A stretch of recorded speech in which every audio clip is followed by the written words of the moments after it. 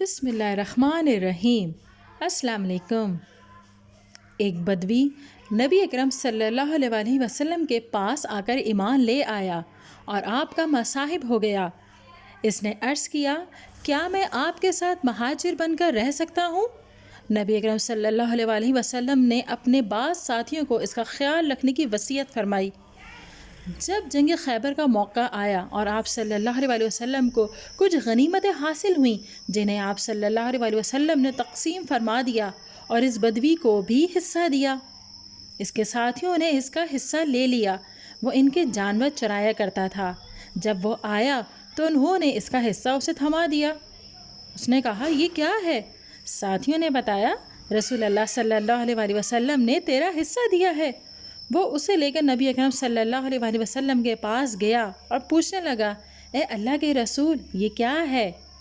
نبی اکرم صلی اللہ علیہ وآلہ وسلم نے فرمایا، میں نے تقسیم میں سے تیرا حصہ نکالا ہے۔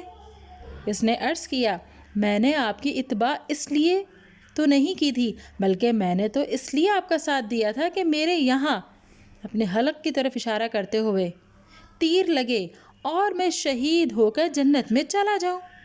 نبی اکرم صلی اللہ علیہ وآلہ وسلم نے فرمایا، اگر تم اللہ تعالیٰ سے صدقے دل سے اس کا مطالبہ کرو گے تو اللہ تعالیٰ بھی سچا کر دکھائے گا۔ پھر وہ دشمن سے لڑنے کو اٹھا اور شہید ہو گیا۔ اسے آپ صلی اللہ علیہ وآلہ وسلم کے پاس لایا گیا۔ آپ صلی اللہ علیہ وآلہ وسلم نے فرمایا، یہ وہی ہے نا؟ صحابہ نے عرض کیا، جی ہاں۔ آپ صلی اللہ علیہ وآلہ وسلم نے فرمایا، اس کا جذبہ صادق تھا تو اللہ تعالیٰ نے بھی اسے سچا کر دکھایا۔